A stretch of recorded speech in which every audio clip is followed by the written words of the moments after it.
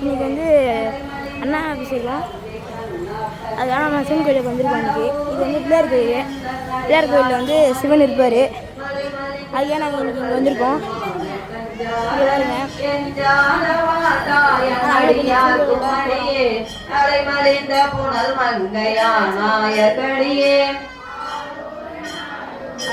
விநாயகர் இருப்பாரு. மும்மையால் உலகாண்ட மூர்த்திக்கும் அடியே முருகனுக்கு மூர்த்தி மானுக்காடே திருநின்ற செம்மையே செம்மையா கொண்ட திருநாவுக்கரையந்தங்கடியார்க்கும் அடியேன் பெருநம்பி குலச்சிறைதங்கடியார்க்கும் அடியேன் பெருமிழலை குருவர்க்கும் ஐயடிகள் ஆடவர்க்கும் அடியார்க்கும் அடியேன்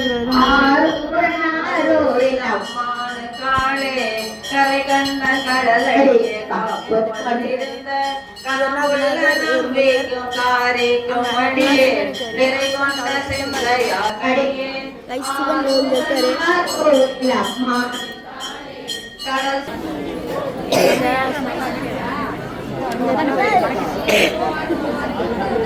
இந்த இடத்துல சிவன் இருக்காரு. இவர்னா சிவனு, அப்புறமா இவர்னா வந்து பரதமா, சிவனே பராசக்தி. சிவனுக்கு வந்து அலங்காரம் போயிட்டு இருக்கு.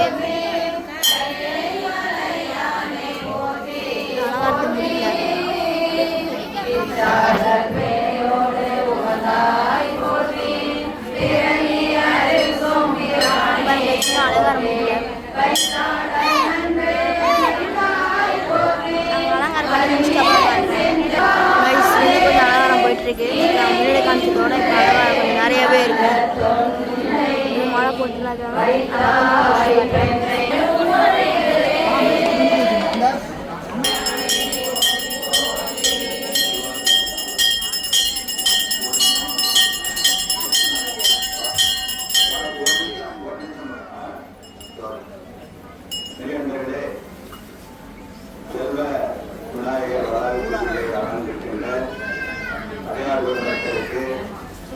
உங்களில் ஒருவன் பேசுகிறார். அவர் என்ன பேச போற அப்படின்னு கேட்டா சிவன்கிட்ட தான் கேட்கணும். இன்னைக்கு என்ன நாடு? அண்ணா அபிஷேகம். அண்ணா அபிஷேகம் ஏன் பேர் வந்தது அப்படின்னு கேட்டீங்கன்னா, சோத்துக்கு அண்ணன்னு பேரு. சோத்துக்கு அண்ணன்னு பேரு. சோறுனா என்ன?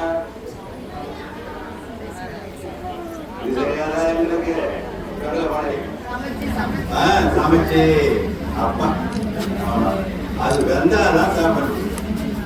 வேகுதம் என்ன? கடினமான பொருளிலிருந்து அரிசி கடினம் இல்லையா, அதுல இருந்து அது மென்மையானாதான் சோறு. அப்ப மென்மையானதா பக்குவம் அடையுது. நல்லா வெந்துக்குப்பா. ஒரு பானை சோத்துக்கு ஒரு சோறு போதும் சொல்ல முடியா? நல்லா வெந்துக்குப்பா, சரி ஒடிக்கலாம் சாப்பிடலாம் அப்படின்னு சொல்ல முடியா? அப்போ அரிசியானது போராக ஆனால் உணவாக உணரலாம். உணவென்ற அடையாளம். அவரவர் மனதை தூய்மைப்படுத்திக் கொள்ள வேண்டும் வருவார். எனவே பக்குவமுடைய ஆன்மாவின் மனதிலே கணக்கு வச்சீங்கன்னா ஒவ்வொன்றும் ஒரு லிங்கம், ஒவ்வொன்னா ஒரு லிங்கம். அப்ப எத்தனை லிங்கம் இருக்குன்னு நமக்கு தெரியாது. எனவே இந்த சொல்ல இன்னைக்கு கோடான கோடி லிங்கத்தை தரிசனம் பண்றீங்க. கோடான கோடி லிங்கத்தை இதை என்ன பண்ணுவாங்க? கலைஞ்சி எடுத்து சாம்பார் எதுவும் கலந்து எடுத்து உணவு கொடுப்பாங்க. இப்போ எல்லா ஆன்மாக்களுக்கும் பசியார உணவு கிடைக்கும். பசியார உணவு கிடைக்கும். அப்ப சுத்தம் சோறு போடும், சோறு கண்ட சொர்க்கம் அப்படிங்கிறது நம்முடைய மனதை சுத்தமா வச்சுக்கணும். அதுக்கு அடையாளமாக நாம அன்னாபிஷேகம் செய்யறோம். அன்னம் வெண்மை நிறம், சரிங்களா? அன்னப்பறவை என்ன நிறம்? வெண்மை நிறம். திருநீர் என்ன நிறம்? இது சிவபெருமானுக்குரிய அடையாளங்கள். சிவபெருமானுக்குரிய. எனவே சுத்தமான மனதோடு அப்படின்னா பக்குவப்பட்ட சோறு போல. இதுக்கு இப்பெல்லாம் நீங்க என்ன பண்றீங்க? இப்ப அடிச்சலா மாத்திட்டீங்க. அடிச்சலா மாத்திட்டீங்க. சோறு தான் இருக்கு போனோம். மேல காய்கறிலாம் நிறைய சேர்த்து மாலையா போட்டு அலங்காரம் பண்ணி என்ன பண்ணீங்க? இதுக்கு என்னன்னு பேர்? மொத்தத்துல அடிசில் என்று பெயர். இந்த உணவுக்கு என்னன்னு பேரு? அடிசில் என்று பெயர். காய்கறிகளோடு சமைக்கின்ற உணவுக்கு பேரு அடிசில் என்று பெயர்.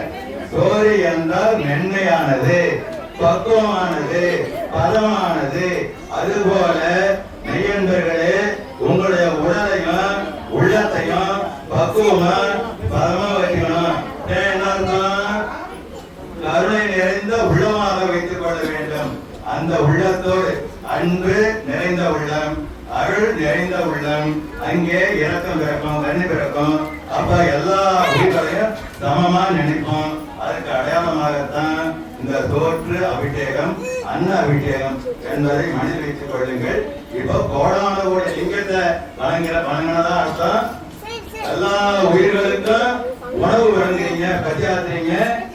அந்த அரிசி வெண்காய்ப்பது போல நானும் இந்த உலகத்திலே பிறந்த இந்த ஆன்மாவானது தூய்மை நிலையை அடங்கி வீடு பேற்றை அடைய வேண்டும். வீடு பேருதான் சோறு, வீடு பேருதான் சோறு. இதுதான் சோழ நாடு சோறு உடைத்து. எனவே சோறு என்பது பொருள் செல்வத்தோடு அருட்செல்வத்தை தரக்கூடியது என்பதை மனதில் நினைச்சீங்க. இன்னும் உங்க மனசை சுத்தம், ஏற்கனவே சுத்தமான மனசு இருக்கிறனாலதான் வந்திருக்கீங்க. இருந்தாலும் இன்னும் மேல சுத்தமா வச்சுக்கணும், தூய்மையா வச்சுக்கணும், இறை சிந்தனையை வளர்த்துக்கணும். அதுக்காக தான் இந்த அன்னாபிஷேகம் என்பதை மனதிலே வைத்துக் கொள்ளுங்கள். சிவாய நம. தென்னாடுடைய சிவனை போற்றி.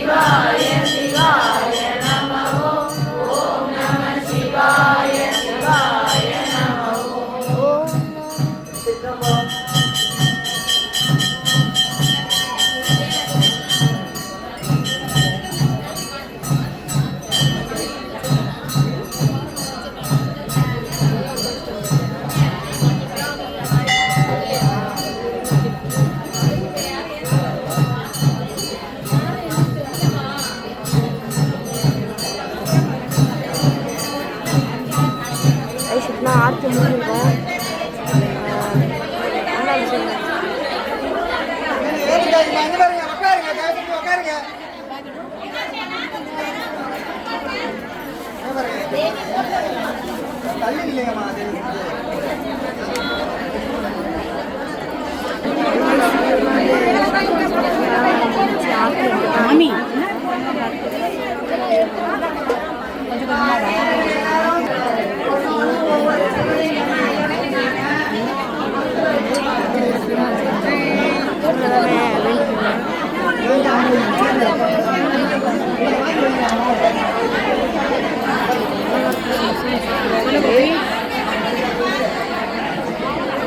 ½ பொறுமையாக சத்தம் கேட்குதா கும்பிட்டு நாகம்மாவை கும்பிட்டு கூப்பிடுவாங்க வந்தீங்கன்னா வந்து சரஸ்வதி தேவி இருக்காங்க அவங்களுக்கு கும்பிட்டு சரஸ்வதி தேவி கும்பிட்டு அப்படியே போகலாம் அப்படி இந்த இடத்துல அறுபது தேவி இருப்பார்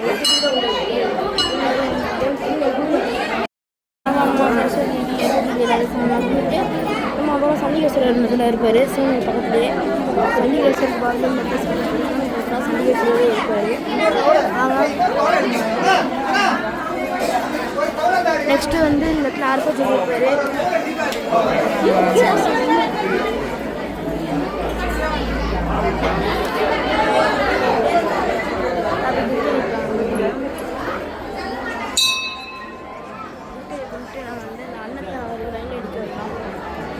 முன்னாடி வந்து இந்த வேறு இருக்காரு வேறு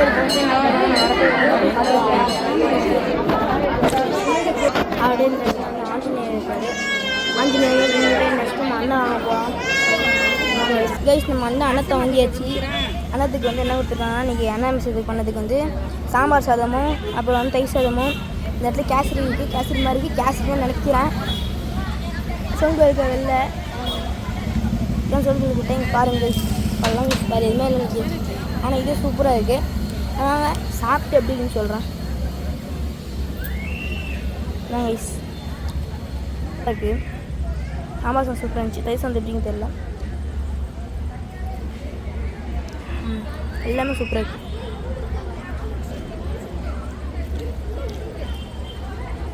கேசரியும் சூப்பராக இருக்குது. எல்லாம் நம்ம வந்து கோயிலை கும்பிட்டு வீடு கிளம்பலாம். பாய் பாய்.